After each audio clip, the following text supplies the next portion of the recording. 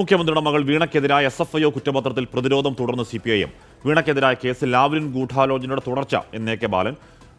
ഗൂഢാലോചനയ്ക്ക് പിന്നിൽ ആരൊക്കെയാണെന്ന് പുറത്തു വരുമെന്നും AK ബാലൻ പറഞ്ഞു. ഗൂഢാലോചന ഉണ്ട് എന്ന് മാത്രമല്ല, കുറച്ച് ദിവസം കഴിഞ്ഞാൽ എല്ലാ വസ്തുതയും നിങ്ങൾക്ക് ബോധ്യപ്പെടും. എക്സാലോജിക്ക CMRL കേസ് വേറൊരു വഴിയിലേക്ക് ഉപയോഗപ്പെടുത്തുകയാണ്.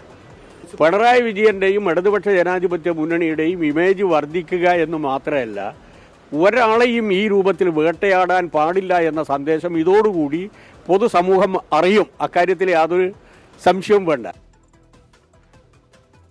കേസിൽ SFIO കുറ്റപത്രത്തിന്റെ സൂക്ഷ്മ പരിശോധന ഇന്ന് തുടങ്ങും. എറണാകുളം സെഷൻസ് കോടതിയുടെ പരിഗണനയിലാണ് റിപ്പോർട്ട് ഉള്ളത്. ഷഫീദ് റാവുത്തറും ദീപക് ധർമ്മടം ചെയ്യുന്നുണ്ട്. ആദ്യം മധുരയിൽ നിന്നും ദീപക് ധർമ്മടത്തിലേക്ക് പോകുന്നു. ദീപക്, ഈ മുഖ്യമന്ത്രിയുടെ മകൾക്കെതിരായ SFIO കുറ്റപത്രത്തിൽ അതിന്റെ സർവ്വശക്തിയുമെടുത്ത് പൊളിറ്റിക്കൽ പ്രതിരോധം തീർക്കാൻ തന്നെയല്ലേ CPM തീരുമാനം? അതിന്റെ ഭാഗമായല്ലേ രാവിലെ AK ബാലനും രംഗത്തിറങ്ങുന്നത്? ഹാഷ്മി, അതുതന്നെയാണ് CPIMന്റെ തീരുമാനം. CPIMന്റെ പോളിറ്റ് ബ്യൂറോ നേരത്തെ ഈ വിഷയം ചർച്ച ചെയ്തിട്ടുണ്ട്.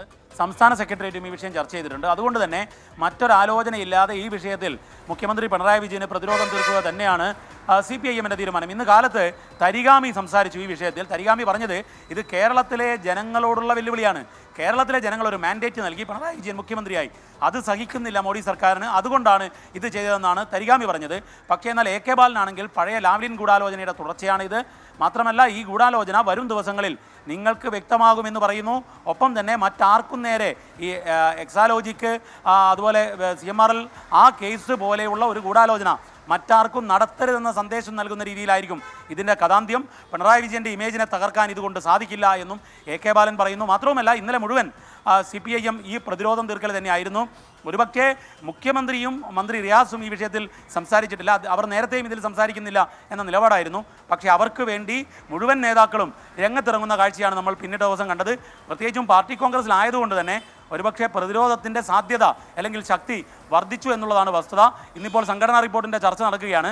ആ വേളയിൽ ഏതെങ്കിലും രീതിയിൽ പിണറായിക്കെതിരായ ഒന്നും ഉണ്ടാകില്ല എന്ന് മാത്രമല്ല, ഈ പാർട്ടിക്കെതിരായ ആക്രമണത്തിൻ്റെ ഉദാഹരണമായി ഇപ്പോൾ പ്രതിനിധികളും മറ്റ് നേതാക്കളും പറയുന്നത് ഈ ഈ എക്സാലോജി കേസിനെയാണ്.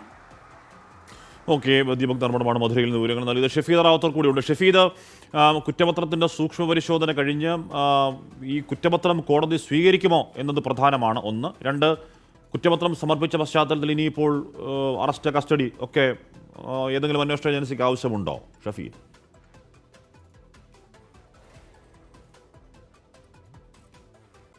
ഏറ്റവും സുപ്രധാനമായിട്ടുള്ള കാര്യം. മാത്രവുമല്ല, ഇതിൽ ഏറ്റവും പ്രധാനപ്പെട്ട കോടതി നടപടികളിലേക്ക് കടക്കുന്നു എന്നുള്ളത് നമുക്ക് ഇന്നുകൊണ്ട് തീരുമാനമാകും.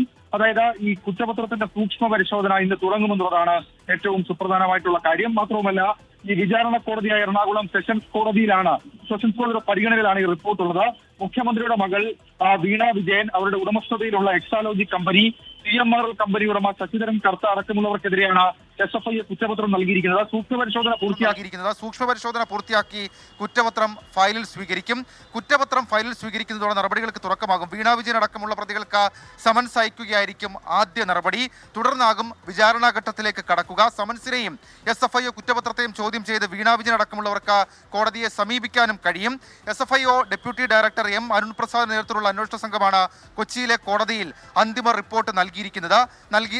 ഈ കുറ്റപത്രത്തിനൊപ്പമാണ് ശശിധരൻ കർത്തയുടെ വിവാദ ഡയറിയുടെ പകർപ്പുള്ളത്. 2019 ഇൻകം ടാക്സ് ഇൻവെസ്റ്റിഗേഷൻ വിഭാഗം നടത്തിയ റെയ്ഡിലായിരുന്നു ഈ ഡയറി കിട്ടിയത്. ഈ ഡയറി ഉൾപ്പെടെ ഈ കേസ് അന്വേഷണത്തിൽ വളരെ നിർണായകമാണെന്ന് ഏജൻസികൾ കോടതിയെ കുറ്റപത്രത്തിൽ കൂടി അറിയിച്ചിട്ടുണ്ട് എന്നുള്ളതും ഏറ്റവും പ്രധാനപ്പെട്ട കാര്യം. ഏതായാലും സമൻസ് എന്നുള്ളതാണ് ഇനി ഏറ്റവും ആകാംക്ഷയുള്ളൊരു കാര്യം. ഹാഷ്മി.